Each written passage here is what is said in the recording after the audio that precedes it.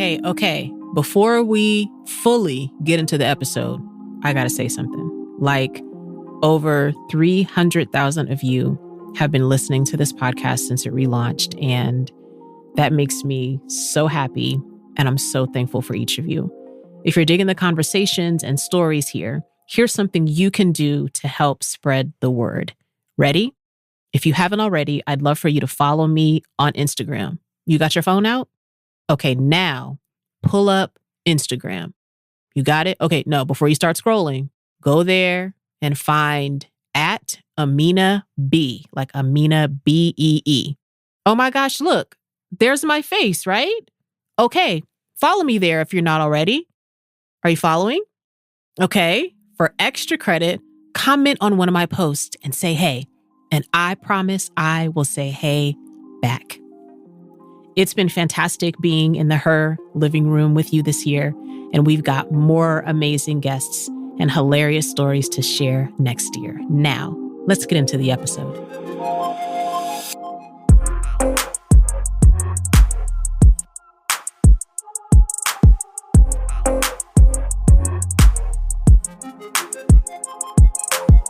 Ooh, y'all, welcome back to, oh my gosh, it's the last episode of Her with Amena Brown of 2020. Don't get scared. It's not the last episode ever. I'm going to totally be back like every week talking to y'all. But this is our last episode of 2020, which means if you are listening to this, you made it, okay? You made it.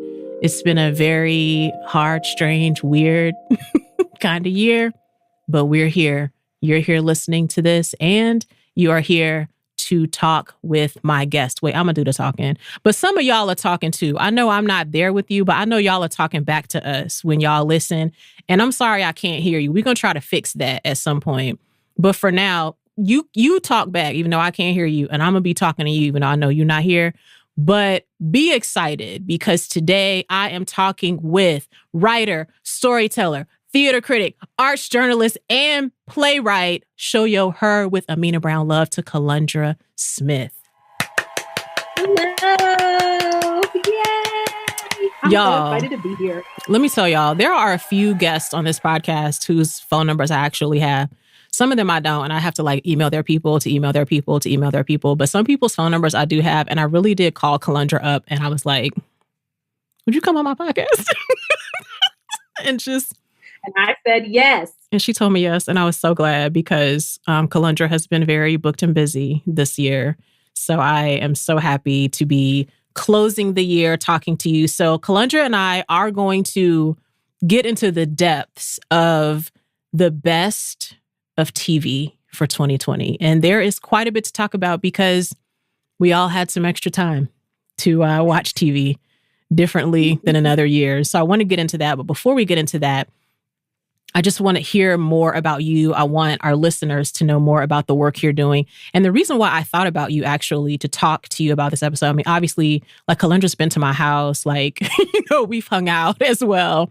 But what made me think about you for this episode, Kelundra, was all of the journalism work that you've been doing the past few years, really. I mean, you and I even reconnected again, actually, through some other journalism work that you were doing and some stuff I was working on. And so, first of all, I want to talk about, have you always been interested in writing and arts? Because I think it's interesting that in your work, the writing and the arts are always at this intersection, which I think is so dope. So has that always been true for you? Did it start out more of an interest in writing or more of an interest in arts? And when did you see those two come together for you? That's a really good question. I would say that the writing came first because the reading came first. You know, if you let my mother tell it, I started reading and writing when I was 3 years old. And that's where the writing came in. And I would just make up stories. You know, before I could write, my first audience was like my Cabbage Patch dolls. Yes. And then, then I would and then it expanded to Barbies.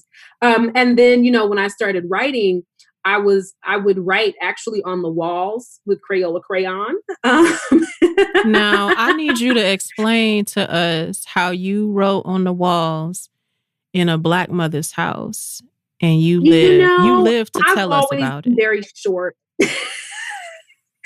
I was always very short, so no one ever really noticed. No. So I would write on the walls and stuff. And then I think my parents realized, like, okay, instead of like spanking her, let's just redirect this energy. So then they would like get me like gel pens and gel note paper to like doodle and write on and stuff like that. So it transitioned from the walls to the gel notebooks. And I would just make up stories about all kinds of random things. And that was where the writing started for me. And then it was literally just little stories. And then when I was 10 years old, I was in an after school program because my parents couldn't pick me up from school until like 5:30, 6 o'clock. And so one day I remember we were after school, one of my friends from elementary school and we were in a teacher's classroom and she had a copy of I Know Why the Caged Bird Sings. Wow. And we at 10 years old started reading this book, which is like way above our heads. But it inspired poetry in me. And so I started dabbling into poetry at that point. And it just kind of, grew from there with the writing. And then with the arts, I always say the arts jokingly, came in because, theater is where they put the kids who talk too much in class. And so I was always, getting in trouble for talking too much in class. A's in academics, N's in conduct. So yes. They were like, we're going to put her on a stage and maybe she'll shut up. So that's kind of how it started as a little kid. Oh, I love that. I feel like my journey is similar in that I started out with reading. And it was like, I don't know, it was like books were this holy grail to me. Like somebody somewhere sat down and like wrote this and like, I'm here reading this and I've never met that person, but I love this. And I was like, whatever they're doing, let me do that. I just think it's interesting. I love hearing the stories of other writers, what leads you to writing. And that pathway is so fascinating to me. And you've had a chance to write for so many amazing publications. You've had the chance to be a writer, to be an editor as well, which I think the more I write, the more I'm like, editors are so necessary. It turns out they are not the big bad wolf of this situation. Because I think as writers, we're always like, who's going to flatter me and tell me that my things are brilliant all the time? And then an editor comes along like, I don't think you told the whole story. And I'm like, oh, I'm sorry. You missed the boat there of telling me that I'm brilliant. You don't need to be coming in here giving me corrections, but you've had a chance to have all of those experiences. What has it been like writing about theater in a year where we watched a lot of our theater productions not be able to be produced? What has it been writing about art right now in a year that a lot of us consumed a lot of art, maybe a lot more art than we would have because we were at home, because I know some of my friends had kids that they had to keep them, busy with something, some movie to watch, some music to listen to. What has that been like versus your earlier journey as a journalist? This year, like for everybody, has been like no other. To give people an idea, I've been a theater critic and arts journalist for the past almost 10 years. And I'm one of the only Black women writing theater criticism in this country. As far as Black women who are writing for like daily newspapers and magazines doing like theater criticism, there are less than a dozen of us in the US, right? Wow. And so I spent most of my 20s while everybody was, going up in the club, I was spending Friday nights in the aisle seat. And so in a typical year, I would see maybe like 75 shows, and that's in Atlanta. Wow. Right. My colleagues who are in like places like New York and Chicago are seeing, 150 shows easily in a year. So I remember the last show I saw before everything shut down, it was that Sunday. I was in the audience of the theater that sat like about 200 people, and there were maybe 40 of us in the audience. And I was reviewing this production of The Brothers' Sides by Terrell Alva McCraney, who people may know him because he wrote Moonlight. Mm. And I remember sitting in that theater and kind of having this feeling of like, savor this because you're not going to have it again for a long time. And so in the absence of spending every like Thursday, Friday, Saturday in a theater, I all of a sudden had so much free time, but it didn't feel like free time. And the role for me of the critic then transformed, because we then started to have, especially when George Floyd and Breonna Taylor and Ahmaud Arbery happening, this reckoning with race and how we look at race in various institutions. And the American theater was having and is still having this reckoning as well with the We See You White American Theater movement and all of that.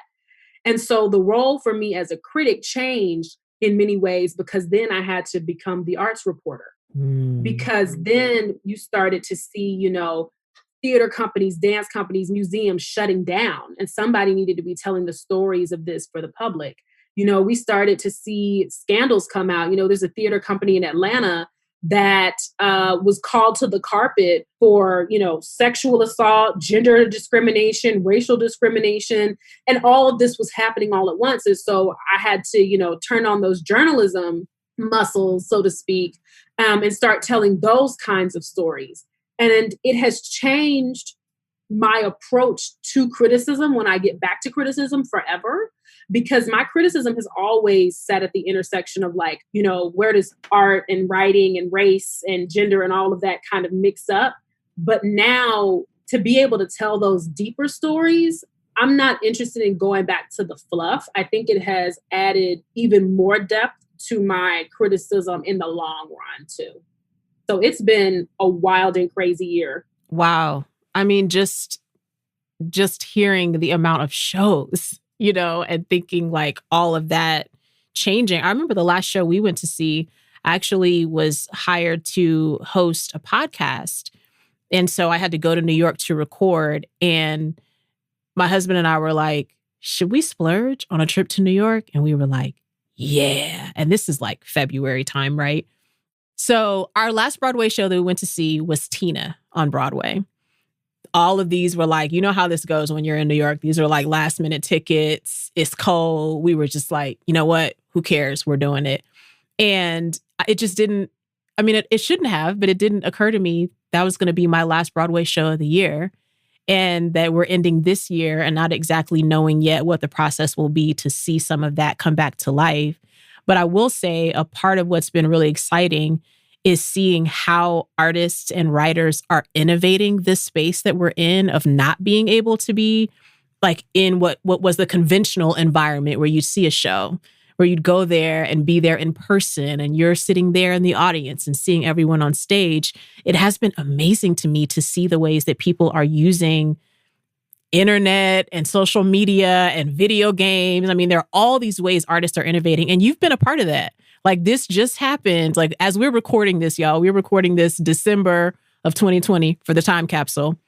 And just this month, Kelundra, you were a part of a series of virtual plays. It was Interface, an evening of new virtual plays. Can you talk to me about this? I think this is so, first of all, I think it's amazing all the different ways that you write, you know, that you are a storyteller, that you are a theater critic, that you are a journalist, and now a playwright. I mean, for those of us as writers, it's like, in certain ways, it's all the same, but in other ways, those things are very different. You don't often find people that can do journalism well and then can turn around and write a play well. So talk to me about Interface. What was the process of that coming about? How did that feel different to you from the other writing that you've been doing?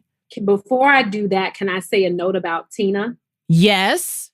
So I went to the press opening of Tina last November. Okay. And my mom and her best friend, who was her maid of honor in her wedding, has known me my whole life, had never been to a Broadway press opening with me before. Wow. Because I normally go to New York in November, and then I usually am there in January in the, you know, frigid cold. But this January, it wasn't cold in New York at all. But anyway, so November, we go to the press opening of Tina. It was crazy because sitting there with my mom and her friend, and, you know, Tina Turner is 100% their childhood icon, right? Yes. They're being transported back in time to trying to dance like Tina Turner when they were 10 years old. And Adrienne Warren, who plays Tina in the musical, is speak her name for today. a Tony Award. Speak Adrienne Warren's name today. Adrienne, I know you listening, girl. Maybe not. But if you listening, you are wanted on this podcast, okay? Because she blew me away. Oh, blew me away, Kelundra. Adrienne Warren is nominated for Best Actress in a Musical for the Tonys, and if anybody else wins, they lie.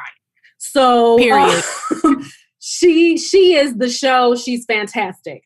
And so to be able to be there with my mom and her best friend, and they be there on a press opening with me, Tina, is a memory I will share forever and ever. And I think it was really enlightening for them because they looked around and they noticed like we're the only brown people on the orchestra level. You know what I mean? Wow. We row E, we were in the press seats. You know what I mean?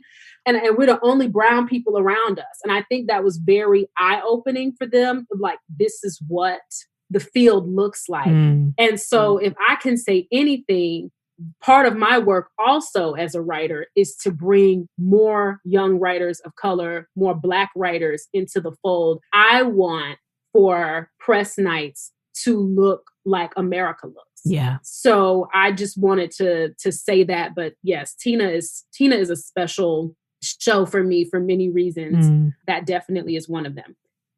For Interface. Yes. Talk to me about Interface, honey. Mm-hmm.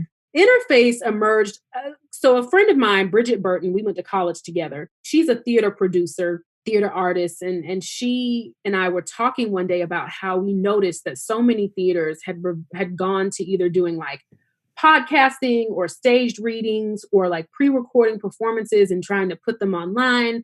And none of it seemed to be really incorporating the technology that we have available to us at this moment. And so just kind of musing and ideating one day, I was like, what if we commission 6 local playwrights to write original 15 to 20 minute long plays that reflect on how our relationship with technology has evolved over the last 20 years. And we're going to hire an ensemble of local actors to perform. We're going to have directors. We're going to have stage managers. We're going to incorporate the technology, make it totally digital. And I was like, what if we could do that? And she said, well, Fulton County Arts Council has this grant. So let's, see if we can get it. We put together this grant application in like 48 hours. Wow.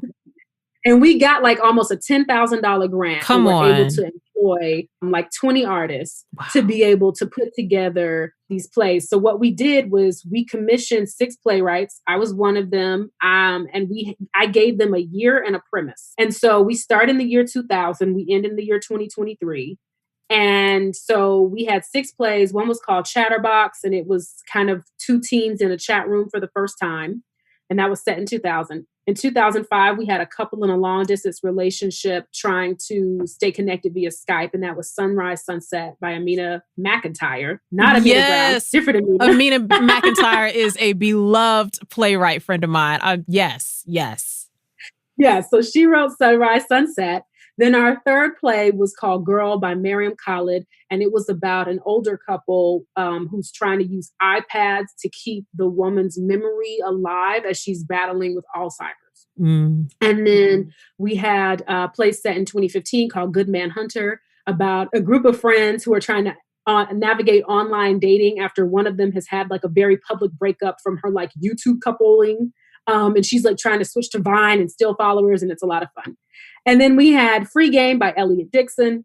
And that one is about fathers and sons who are navigating an online education program inside of a prison. Wow. And then the last play, which I wrote, was called Long Time No See, set in the future, about 2 girls who see each other for the first time 3 years after there's a COVID-19 vaccine. And they try to kind of pick up where they left off the last time they saw each other, but they find that their lives and they've been through so much in the meantime, and they're kind of trying to see if they can get back into the groove of things as it was before. So, it was a really awesome experience. We were able to reach about 1,000 people. Nice. Across Fulton County and across, the country with Interface. And it's really cool to see that people are still finding the videos and watching them on YouTube. And really what we did differently is we kept it locally minded, and we did it all live. So every night we had, which is pure insanity. Let me just say, we had 12 actors and 2 stage managers, plus the 2 of us as the producers, going live 3 nights in a row and hoping that nothing went wrong. Oh, wow. Oh my goodness, Kelundra. And it worked. I'm stressed hearing that, but the results were amazing. The results were amazing. And I'm just so grateful for my friend Bridget for like believing in that vision and being like, yes, girl, let's do it. And for all of the artists who work with us, we were able to get partnerships with different restaurants to provide meals for our cast and crew on opening night. Maker's Mark did a virtual opening night party thing with us where they sent all of our cast and team drink kits and then had one of their mixologists do like drink like a cocktail mixing session virtually with us. I mean, it was just all so dope. I mean, in all of the craziness that has happened this year, there have also been a lot of moments to be grateful and to be creative. And I don't take that for granted at all. And I hope that that's something that, you know, everybody remembers, is that even in the chaos, there's just so much to still be grateful for. And if you can just, you know, find the place in your soul that you could clear out, you know, for what's in you to come through, like it just works. Come on and speak a word to the people, Kelundra. Even in the chaos, there is still something to be grateful for. That is a word. That's a word, Kelundra. And I love it. And to your point, it's inspiring to me to hear how Interface came about and the fact that people can still engage with this work. So I know y'all listening and I know y'all want to watch right now, and you can. And the links to this are going to be in the show notes. Okay. Y'all can go right there. It's going to be all the links. Go to there and just watch it and share it. All those things. We want to get those views as high as we can get them, folks. So go there and put your face on Interface. Do that. Now, Kelundra, I want to talk with you about best TV of 2020. And I'm a person who always enjoys television. I have a few friends who are very saintly and they're very like, I just read books on the weekend. I don't even know what's new on TV. And I like having them as friends so that they can be saintly while I am watching trash. I'm just very steeped in watching a lot of things on TV. I was doing that. Then the pandemic came in and I was like, wow, I have now been given additional reasons to watch more television. So I want to start with new TV of 2020. Best new TV of 2020. And let me give y'all a caveat, okay? Now, Kelundra is actually an arts journalist. So she could really put together for y'all critically best of 2020. What we're doing here is basically what Kelundra and I think is best. Okay. We're telling you what we thought was the best. Okay. And you can tell us back what you think. But for now, you're going to listen to us tell you what we think is the best. So let's talk about this, Kelundra. When you think about new shows of 2020 that you are like, oh my gosh, I loved it. What are the first like couple of shows or few shows that come to your mind? Lovecraft Country. That was my first. I had the incredible honor of being able to interview Anjanou Ellis recently for The Bitter Southerner. Yes. And thanks to, you know, people like your listeners, that story actually made The Bitter Southerners best stories of 2020. So thank you to everybody listening who read it. And everybody who isn't listening but needs to be listening who read it, because that was a huge honor and really awesome. So I have to say Lovecraft Country. The other thing, The Good Lord Bird on Showtime. Yo, that was a good one. Fully crazy. That was a good one. Like fully crazy. You know what? In a surprise and delight moment, if we're going to deviate, you know, so we went a little highbrow to start. If we're going to deviate, also, something that surprised me, have you watched Sneakerhead on Netflix? It is delightful. No, I did watch Sneakerhead. And then when it was over, I was like, wait, no. It only got 6 episodes and I need more. I need more of this. Like, yes, Sneakerhead was fabulous. Absolutely. Yes. So those 3 come to mind immediately. I would also say for TV, so we're thinking new in 2020, because I was going to say a lot of things that I was watching this year was also we had some shows conclude this year. Okay, discuss this as well. Like The Shy, The Shy ended for us this year. And that was a very interesting ending, in terms of how Lena chose to do that, because, they had a lot of casting changes and then they had to, rewrite and all of that stuff. And so I think they handled it, as best they could, honestly. As a Shy fan, I was curious about that because I was like, whoa, there was this whole focus on certain actor that had been made the central character. And then to have that actor, to really have two actors that were main to the plot removed, I was like, I actually went into the season this year like, what is y'all gonna do about that? And like, once we got into the season, I was like, okay. To me, the kids have always been the best part of The Shy. And so to have the focus center on the kids, I was like, that's the right move to make. Because I mean, without Kevin, Jake, and Papa, what is the show without Kevin, Jake, and Papa? I mean, if we're talking about a spinoff, I want it for Papa. I'm not gonna lie. Papa is like my favorite thing on The Shy. And Maisha. I'm like, sign me up for this sweet love y'all got going. Like, sign me up for that. Lena, I know you listening too. So if you want to do a spinoff, Lena, Papa's where it's at. He got the wisdom. Papa and Maisha need to have the spinoff. Like, it needs to happen. Also, so this is a show that wasn't new this year, but it was kind of came to us at the tail end of last year. So we're going lowbrow. Okay, I'm ready. Amena, I have watched every, and I do mean every, episode of Sisters on BET.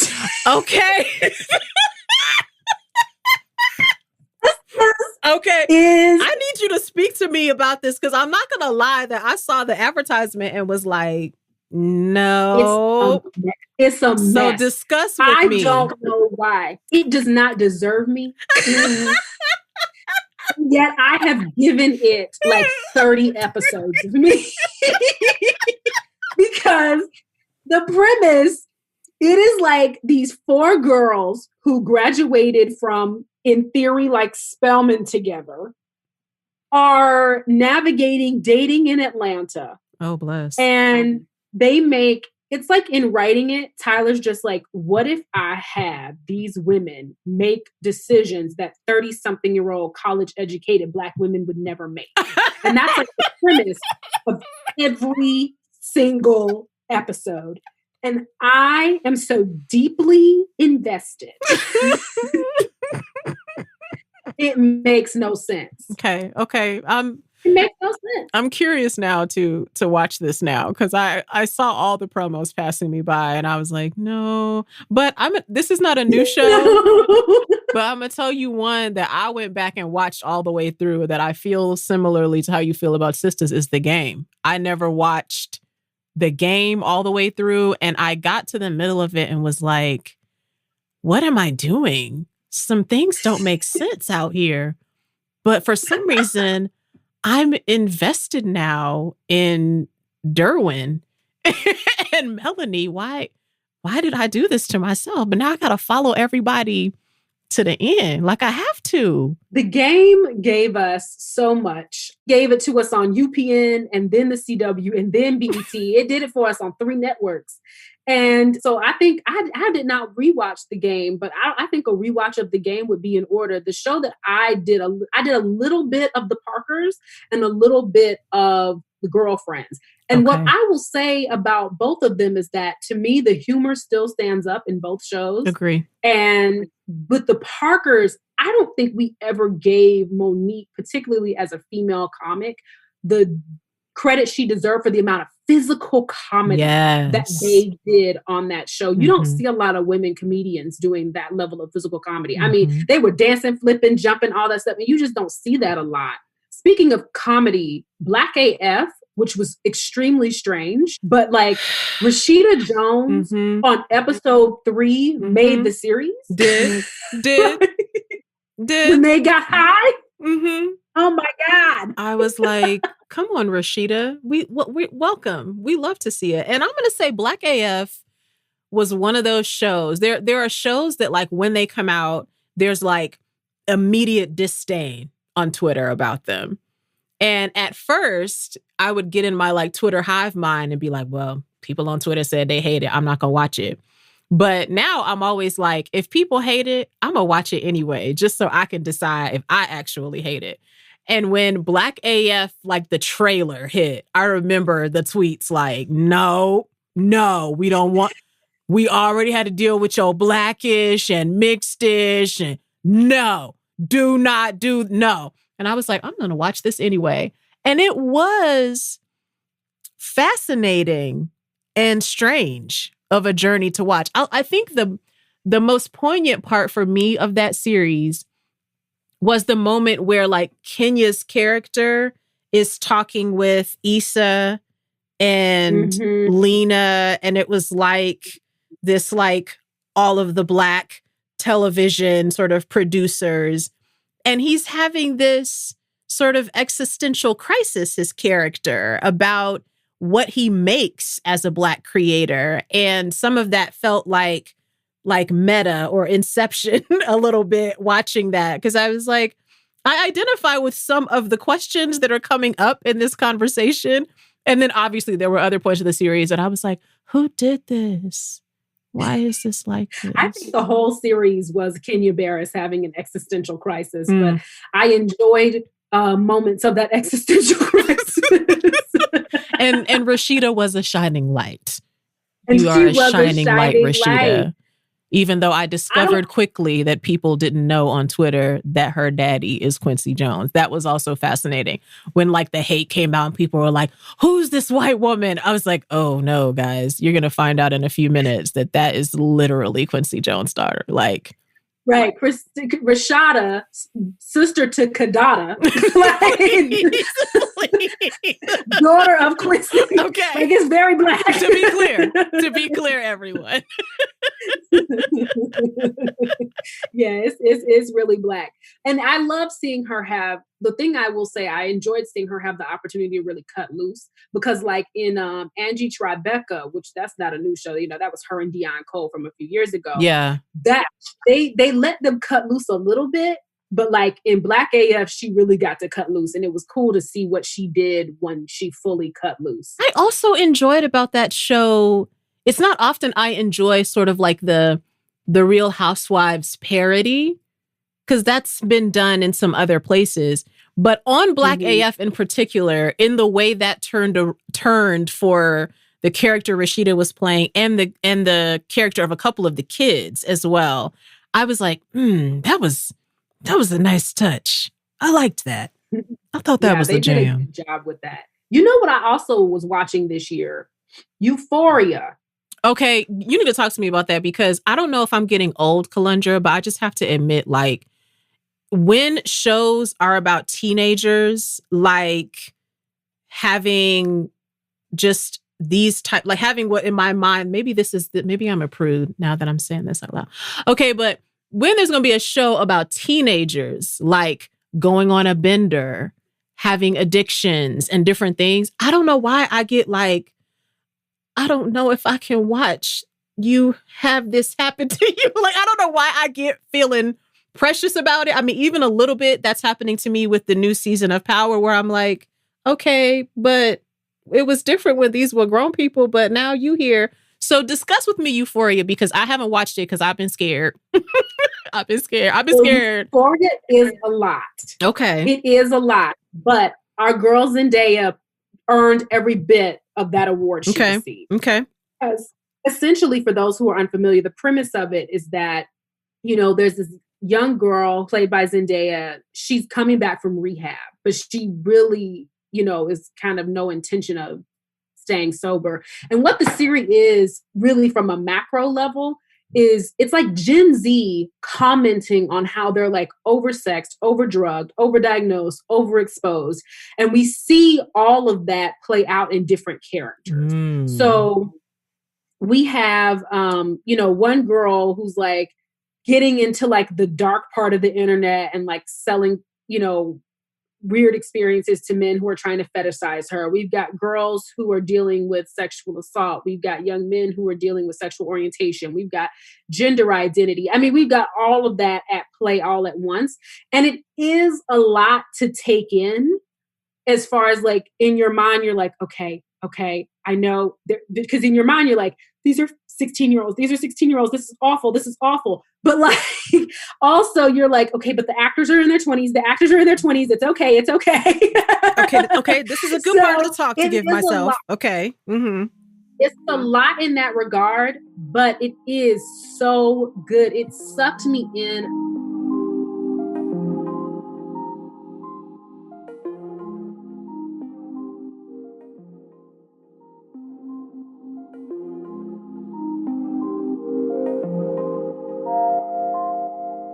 Hey, I hope y'all are enjoying this episode so far. In addition to being a podcast host, I am also a poetry performer and keynote speaker. In the before times, when we could safely go to live events and stand in crowds, I traveled all over the country and performed poetry, shared storytelling, and gave keynote talks. Well, now we may not be able to gather safely in person, but we can gather virtually. I'm now taking requests for virtual events for 2021. So if you're looking to add poetry, storytelling, and inspiration to your event, visit amenabrown.com to submit a booking request. I'd love to be a part of your event. Maybe we could figure out a way to virtually high five. HBO did like 3 series this year that I have to watch like one episode at a time very slowly. That's right. Euphoria, Lovecraft Country, and I May Destroy You. I had to just watch like one episode at a time very slowly. I May Destroy You, by the way, I think is fantastic. I think that's got to be, to me, one of the best shows. If we want to talk about one of the best shows of 2020, I May Destroy You, starring Michaela Coel, is fantastic. It is an examination of consent and how we give and take away consent from people and how it is given and taken away from us and what assault does to a person's life. Like, it is fantastic. Like, wow. It really is. And Michaela Coel is the type of artist who she makes content to make you cringe. Like, if you've not seen her show Chewing Gum on Netflix, I would say watch I May Destroy You and then use Chewing Gum as a comedy to recover after. That's the right order. What you just said is the right order. That's the right order. But I think that, they gave us like 3 really good shows starring Black women that do a really nice job in different time periods of looking at our experiences in a way that we don't often see. And then if we want to also bring it back around to Katori Hall, because Katori Hall actually... Katori, we want you on this show too, Tina okay? Turner musical. Please. But she also gave us P-Valley. Y'all, Kelundra and I were actually texting during this time about P-Valley, and there was 1 or 2 other shows that I could tell from your tweets you were also watching, and you were like, I need somebody to talk to about this. And I was like, I need somebody to talk to. And that's another reason why I was like, before we get on the phone and divulge all the good things, let me get her on this recording. P-Valley touched my soul for a couple of reasons. Number one, at you, as am I, we are both Southern girls. I'm born, I'm bred in the South. These are my people. This is my place. The air down here is what feels like home to me, period. And to see the South represented so beautifully and hauntingly also, to see not just this sort of generic brush, but Mississippi and this very unique area there on top of the strip club culture. I mean, the layers, like even when the theme song would come on, the theme song of P-Valley is so haunting. I wouldn't even listen to the whole thing. And when I was watching, I'd be like, we got to fast forward. Katori got me like excited and scared, and I don't even know what to feel. Like, what were your thoughts about P-Valley? Like, talk to me. P-Valley, again, if we're talking top shows of the year, definitely toward the top of my list. Like, P-Valley gave me so many things. Like, first of all, I don't know where they found Uncle Clifford, but I don't know. I don't know who was doing the costuming for Uncle Clifford. Those nails, Uncle Clifford. I'm just... Everything about the scene where she goes to the plantation that they're trying to put the casino on, not to, spoil it for anybody, but the premise of the show is that you have this strip club. It's called the Pink. Yes. The Pink, where or pronounce the Pink in this entire show. It's spelled Yes, the Pank. the Pank, And please. it's on the border of Mississippi and like Tennessee. And it is in this town that has seen better days. And there are these developers trying to come in and revive it with casinos, which is actually happening all across the South. You know, it's happened in Alabama, it's happened in Mississippi. And so you have this moment where the people who have kind of been the mainstays of the town are going up against, you know, the government and the developers, right? So that's kind of the undercurrent of what's happening, but the strip club. So I don't know where they found the cast, but the cast is so strong in this show. The acting is just superb. Brandy Evans. Give Brandy every petal of her flowers, okay? Every petal of her flowers. She deserves it. She was a high school English teacher who was playing the heck out of the role of Mercedes. And then we have Uncle Clifford, who's the owner of the club. Of course, we have to, in all Black shows, either have an appearance by a Loretta Devine or a Jennifer Lewis. And in this one, we have Loretta Devine. And she's divine. Always. And we have, you know, they've dug up Isaiah Washington. Look! In a role that we're not used to seeing him in. It took me a minute to even recognize him because I saw the credits and I was like, where was he? I had to go Google it and I was like, oh, that was Shu. That's Shu right there. That's Shu. Okay. I thought the same exact thing. I was like, who is Isaiah Washington? I was like, oh my God. So, I mean, the casting, the story, the kind of Southern Gothic aesthetic of it was just so well done. It's based on a play because Katori Hall was first a playwright and now she's, you know, doing screenwriting. But I just thought P-Valley was like nothing I've ever seen on TV before. You know, I was thinking when we hear about like, okay, Black people, Southern strip club, people a lot of times think like Players Club. But this is not that. She's doing something totally different. She's exploring church culture. She's exploring the intersection of strip club and church culture. And we must give a shout out to Lil Murda. I mean, for being probably the most complex depiction of a hip hop artist ever on television. I have to say, y'all, if y'all haven't watched P-Valley, y'all got to go watch that. Not with your kids, though. I'm going to tell you that right now. You want to watch them. You got kids, you want to watch that when they are in the bed. You don't need... Leave the kids out of P-Valley, Euphoria. I May Destroy You. In fact, we haven't talked about any shows that you want your kids to be part of. I'm just going to tell you that right now. You have to go to a different podcast to get those recommendations. We haven't done any kids. Okay, talk to me about this, Kelundra. I feel, especially when the pandemic was just starting, I feel like I guess I should say, there were waves where my relationship to TV was changing during this time of the pandemic this year. Initially, when we were all on lockdown and it was like everything came to a halt, then it was like, okay, well, what do I do? And then I think at that time we were like, in a couple months, it'll be better. And then we realized like, oh, it's not. There was like another wave of like, oh no, this is my life now. This is not a temporary thing. What were the shows that you would say got you through? I mean, I'm going to throw one out there for me is 90 Day Fiancé. 90 Day Fiancé. It was like I just needed somebody to yell at. And, you know, I could yell at Donald Trump for a little while. I could yell at some other politicians for a little while. And then I would just get tired of them.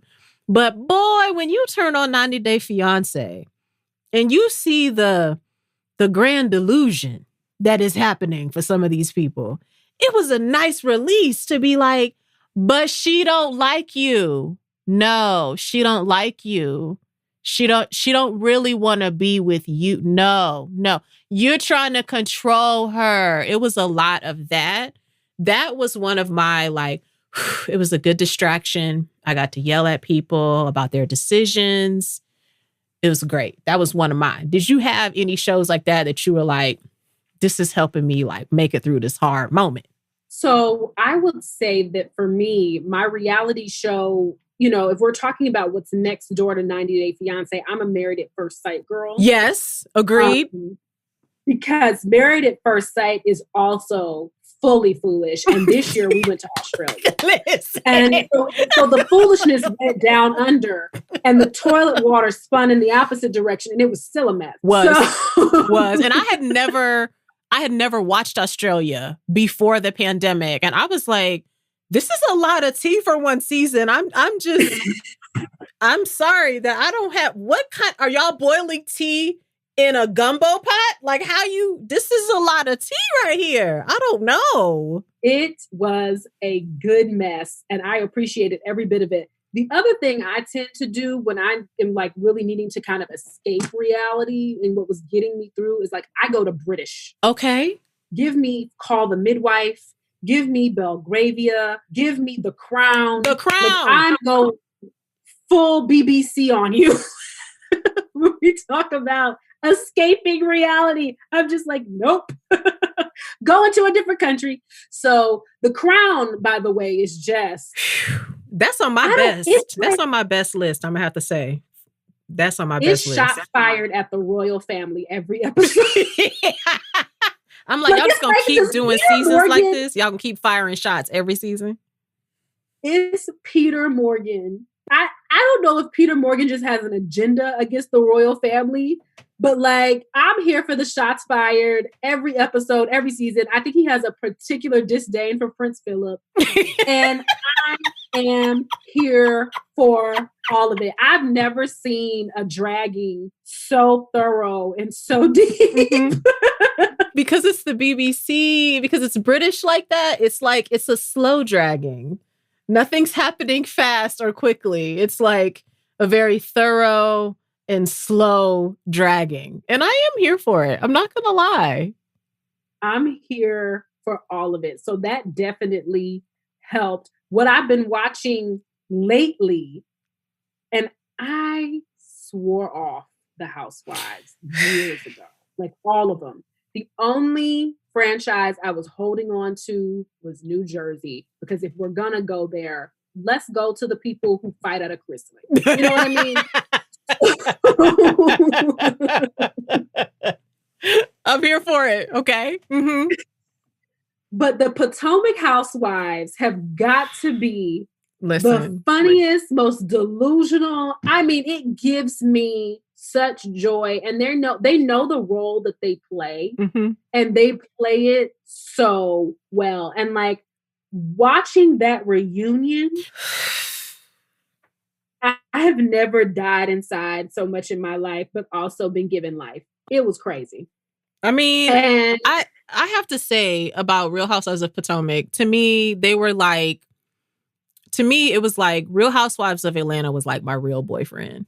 But when my real boyfriend go out of town, I guess I'll go on a date with Real Housewives of Potomac. That's kind of how I felt about Potomac, honestly. And then, you know, if my man come back, then I'm like, all of a sudden, like, I don't have time for Potomac anymore. I looked at Potomac like that every season until this one. When this season started, and then, I mean, I don't want to spoil it for y'all that's listening that haven't watched it, but I'm going to just tell you, like, it started and I was like, oh, okay.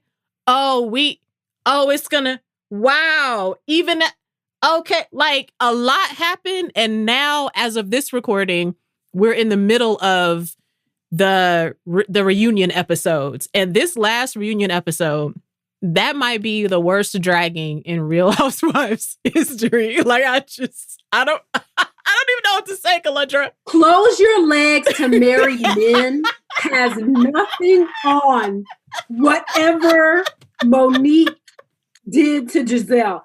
Like, I don't know why Monique came for Giselle's throat so thoroughly and deeply. You know, so much of reality television is scripted, right? There are very few shows that you watch where you're like, you know, this is raw and real. Like, we know we come to Iyanla Fix My Life because we're like, okay, Mother Iyanla is going to give it to us straight. And my God, in this final season of Fix My Life, did she give it to us? I mean, I am like, I'm going to have to rewatch the season and unpack all over again because it's just a lot.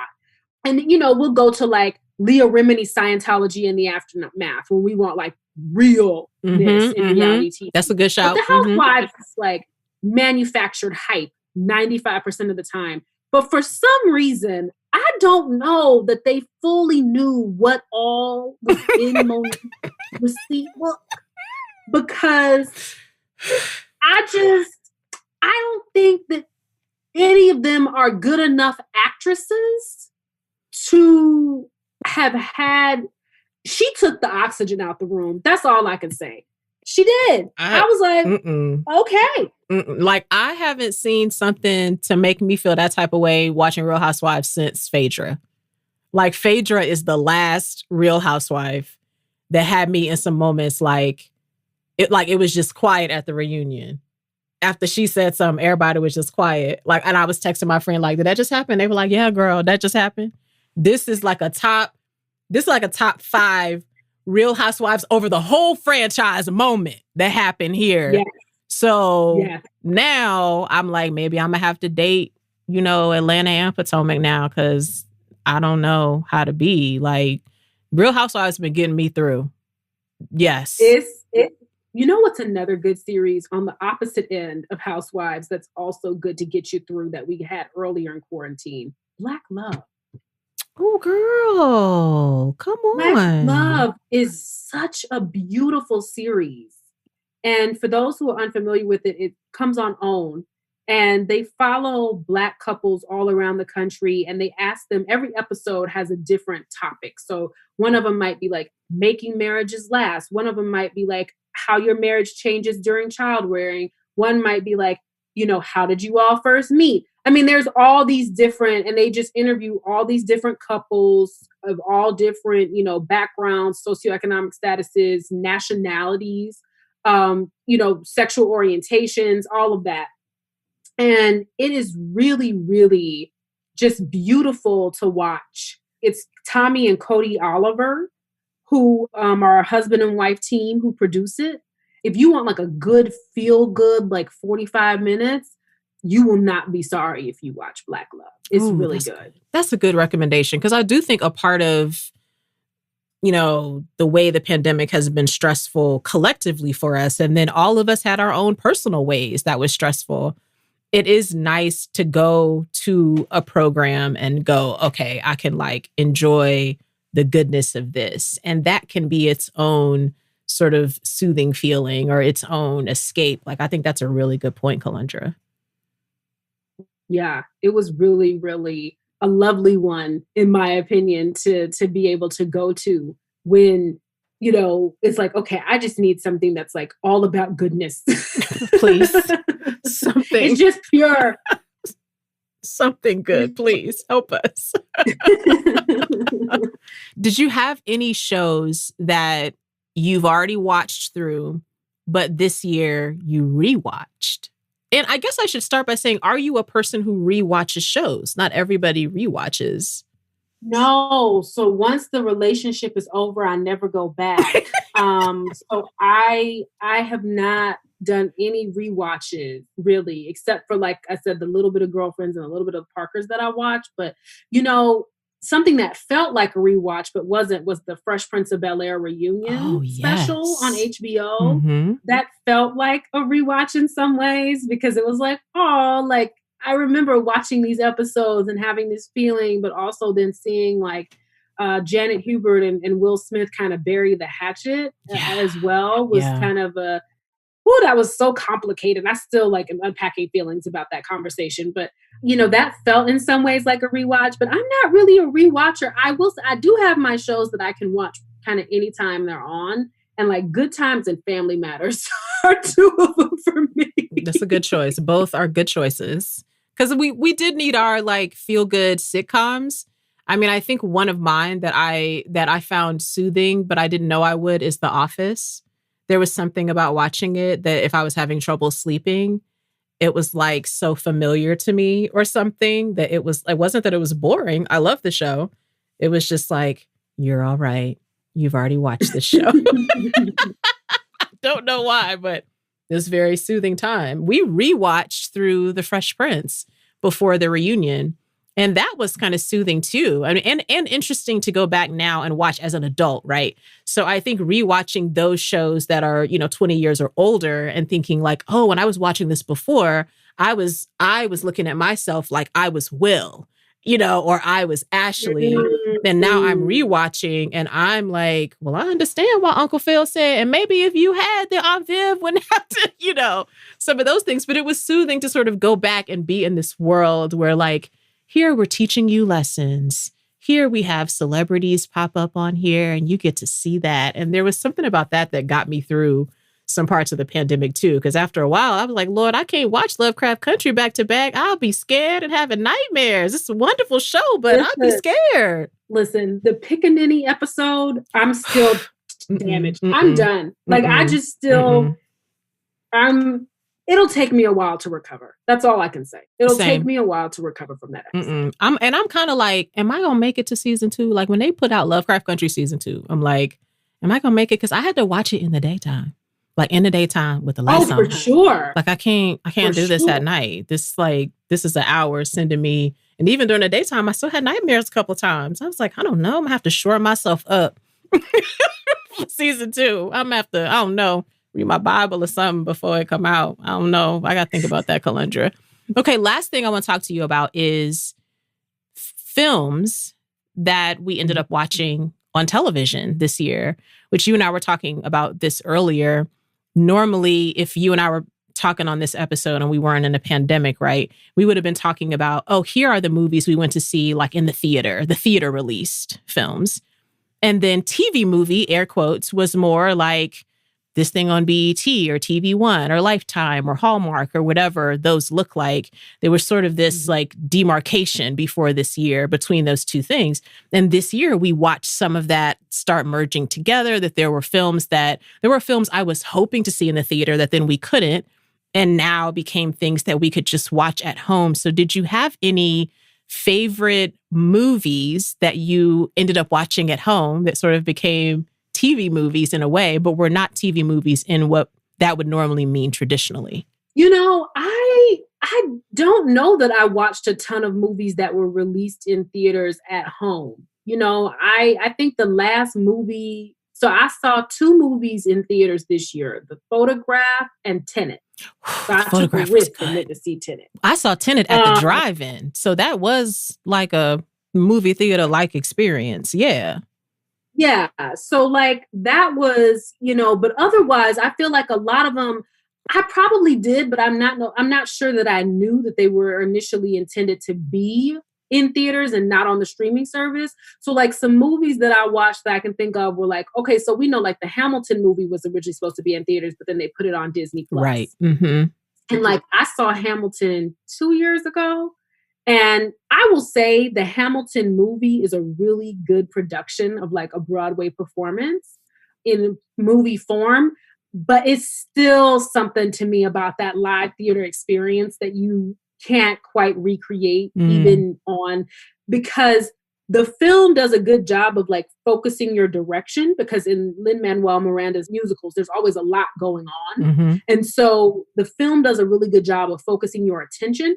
But the audio delight of listening to it in person, you don't quite get when you watch it on Disney Plus. Another one, a movie I recently watched that I absolutely adored was the 40-year-old version. Oh, come on. I love that movie. God. She just won the Vanguard Award from Sundance. So good. That movie is so good. Rada, you are also wanted on this podcast. I know you're listening. You are wanted. You're wanted for an interview. Okay. Mm-hmm. Rada totally should sit down and talk to you, because you all have poetry and hip hop in common. It would be such a great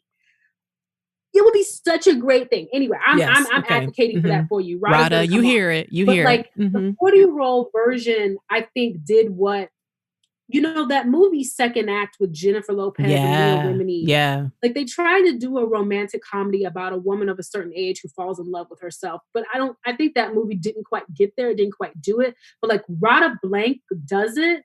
And it's like New York, it's hip hop, it's gritty, but it's still like funny. It's just, it's her life. And I thought it was just really beautiful and vulnerable. I loved that movie. I loved it. I loved the black and white. I loved the commentary on art as an industry and those things that her character was experiencing. Like, ugh, if y'all haven't seen, you need to watch that 40-year-old version. It was so good. And Rada, we welcome you to the podcast anytime. Okay. Mm-hmm. That was great. We had to honor hometown hero John Lewis and watch Good Trouble. Yes. I thought the Good Trouble documentary was so well done. And the thing that I found most interesting, actually, and probably because of what I do, was John Lewis had an incredible art collection. Wow. And he had some big name, heavy hitting artists in his art collection. He had, some Jacob Lawrence, some Elizabeth Catlett. And so, if anybody can get me a view of John Lewis's art collection, I would love to do that. Just, saying that on this podcast. Mm-hmm, mm-hmm. We putting it out there on here. We know y'all listening. We putting it out there. Okay. Mm-hmm. I thought that the way in which they told his story from Troy, Alabama, growing up on a farm, raising chickens, to kind of how he was just led by conviction, like not about ego, not about money, but just like a sense of duty. Yeah. And I just thought that was really, really beautiful how they told that story in Good Trouble. And I would say anybody, if you want to be inspired, you know what I mean? And Good Trouble is just a good one. Yes. And then other movies I like, I can't even talk about Tenet. I'm just going to glide over that. Okay. I'm going to have to watch it again. Yeah. I don't know. It was kind of a meta. Let's talk about it. It was a meta. Yeah. It was a meta experience. It was like, I'm watching the movie. I'm here in the present. Is he in the past? Is he in the present? It was very meta. Mm-hmm. I think where Tenet, it was a good movie, but I think where it lost me in some way is that it made time and objects like somehow obligated to each other. That's interesting. And I think how you conceive of time will determine how you interpret that film. Come on and speak to us as a critic today, Kelundra. Come on. For me, I don't conceive of time as something that is a moving force that affects inanimate objects in the same way that it affects people.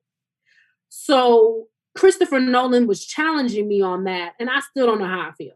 I'm just being honest. Mm-hmm. That might require a rewatch, because I was there like, I feel things, but I'm not sure I understand what I saw, and that's hard for me to, like I did have those feelings. So that might be deserving of a rewatch before I could like definitively say how I felt about that. Yeah. And then, I am a lover of documentaries. Yeah. I think the journalist in me just loves them. So I watch so many, like Amazon Prime just houses so many obscure, like documentaries that I don't know where they found them. I don't know who produced them and why, but like, there are so many that I feel like I just like had playing in the background this year that I watched, and I don't know why. Like, well, it can be kind of soothing because if it's a documentary, it tends not to have a lot of like ebbs and flows of volume. So it's like if I'm working, it's sort of like a steady kind of thing, noise-wise anyway. Like I remember I was watching this one documentary that I think was called Most Likely to Succeed. And it was actually a pretty cool concept. They followed 4 students from different parts of the country who were voted most likely to succeed in their high school class. And they all graduated, I think, in 2007, which is the year I graduated from high school. Yeah. And they followed them over the course of 10 years to see, it was 2 Black students and 2 white students, to see how race and socioeconomic circumstances impacted how they were able to be successful. Got it. And the white students were able to get so much further because they didn't necessarily have some of the economic and racial barriers. And I thought that was a really interesting concept and worth watching. You know, there's another terrible documentary, but it's actually really fascinating and really good. It like sticks with you, called Perfect Size 14, about plus size models all around the world and kind of the experience that full figured models have in the industry, from editorial to runway. Wow. And I had never seen anything like that before. It was fascinating to follow these different women and see like how particularly full figure models are taken advantage of in the industry and aren't paid as well. And I mean, it's crazy. So, I mean, they're just all kinds of obscure things like that.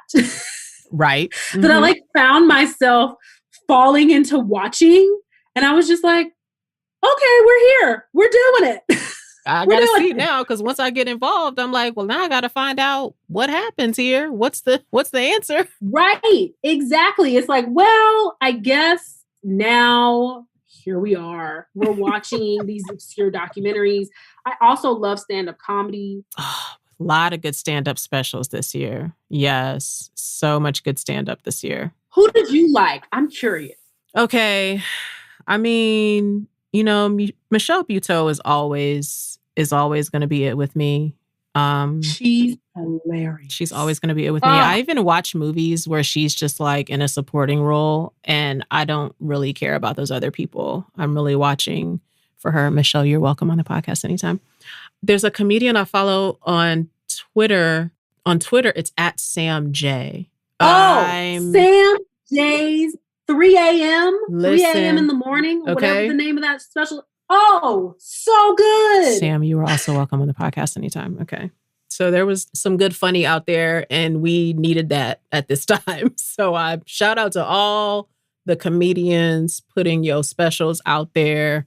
Needed. Sam J's stand-up special might be, to me, one of the best of the year that Netflix has put out. Yeah. I mean, when I tell you I laughed deeply, the part of the special where they're getting on the plane to go to London, and then when the girlfriend leaves the door unlocked and she's in the shower.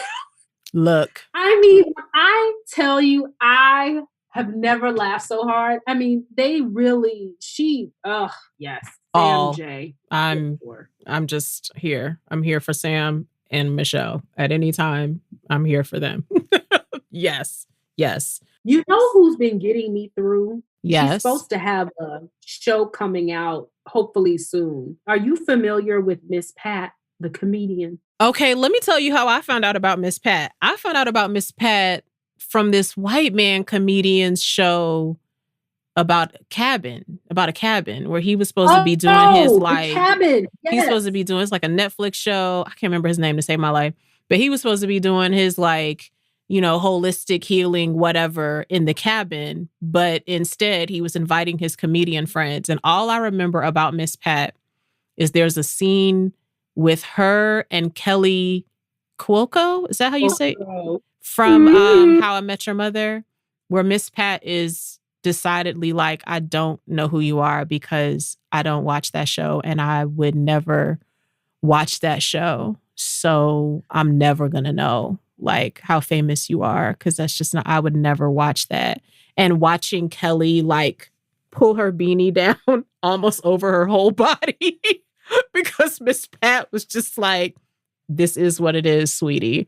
That is my encounter with Miss Pat. I don't even know what Miss Pat's stand-up is like, okay? So Miss Pat has an episode of The Degenerates on Netflix. Okay. But also she has a podcast as well. And she has a book. She's supposed to have a show coming out with Lee Daniels next year for BET, I believe. Wow. And she is like, that episode of first of all, the cabin in general was funny. I mean, to me, I liked every episode. Like when Donnell Rollins and Bobby Lee were there, when Deion Cole and Anthony Anderson and were there with Big J. Okerson. I mean, the whole series to me was just absurd. But the Miss Pat episode, when she walks up to him, I can't even repeat it. Like, it's just... y'all just got to watch that right there. Miss Pat had me like, it was like, I felt like simultaneously like super uncomfortable and also like, yay. Like, all at the same time. Like, I wouldn't want to be there and receive this from Miss Pat. I do want to be there to watch her talk to other people, though. Yes, let's sign us up for whatever this show is. We want to see that, Miss Pat. Yes. Also, I know we could, like I said, we could talk forever, but a couple of other things I have to mention now that I'm sitting here and my memory's jogging. Latinx television was getting me through. Okay. Okay. So we had some Latin television getting me through for a chunk of quarantine. Gente Fied, The Expanding Universe of Ashley Garcia, Vida, On My Block. I love Vida. I was in. I love Vida. That was one of my favorites too. Yeah, Vita's fantastic. But those shows were also getting me through at some point, as we had I was in the Latin mix. Yes, honey. Yes, please. Needed. I still got to watch Selena. Selena just came out. I haven't even had a chance to watch that. And One Day at a Time, I think, is on its last season right now. So, yes. All the support. And Queen of the South. Woo! Okay, I think I got into the first season of Queen of the South because I love a crime show. I love a little organized crime in my life on television, not my real life. On television and the movies, I love organized crime. Let me watch that. I want to see what's happening. And I think I did watch the first season of Queen of the South, and I was like, yes, I love it. So I got to clue back into that one because I think Netflix kept recommending it to me, and I was like, why do they keep recommending this to me? And then I finally watched it, and I was like, yep, that is me. Thank you. It fits right in with my watching tendencies. Thank you, Netflix. Kelundra, I thank you for sharing with us your writerly origins, for sharing with us Interface so that people can go back and know that not only are you a theater critic, are you a writer, are you a storyteller, you are also a playwright and a producer, and the people can go there and they can see those things. Thank you for illuminating for us some of the good things TV did for us this year. So I hope y'all heard some shows maybe you didn't get a chance to watch. I know some of y'all gonna be trying to stay away from your families this holiday. Watch TV. You can do that. Find you a little show. You will have all of the info so that you can also be Kelundra's friend and follow all of the writing that she's doing. You can find all of that in the show notes. Kelundra, thank you for joining me. Thank you so much for having me. It's really been a blessing and an honor. I'm happy for you. I'm proud of you. And I'm just so glad you asked me to be on. I'm excited. Y'all, I could talk to Kelundra for hours. We actually talked even longer than we did here in the episode. So if you want to hear a bonus episode of all the shows we forgot to talk about, you can check out my Patreon at patreon.com/Amena Brown. You can follow Kelundra and learn more about her work at Another Piece of K on Instagram and Piece of K on Twitter. And make sure you check out her website, Kelundra.com. And of course, you can find all these links and more nuggets from our conversation in the show notes at amenabrown.com/her with Amena Brown. And you can follow me on Instagram and Twitter at Amena B. This year has been a mix of so many things: grief, joy, anxiety, learning to rest, rage, and gratitude. One of the cool things that came out of this year for me is being one of the faces of the new Olay Max campaign. I'm not a model, y'all, so I was nervous when I went to film my first photo and video shoot for Olay. It was all masks and social distancing, and it was my second time in my whole career working with a director. For today's Give Her a Crown, I want to shout out director Christelle De Castro. Christelle not only directed the Olay spots, but she has since worked with Megan Thee Stallion, Ricky Thompson, Paris Hilton, and brands such as Swarovski and Coach, and many more. Christelle is not only a phenomenal director, but she was wonderful to work with. She put me at ease and helped bring out the best in me for the shoot. And that is what great directors do. For your vision, for your creativity, for being such a wonderful human. Christelle De Castro, give her a crown.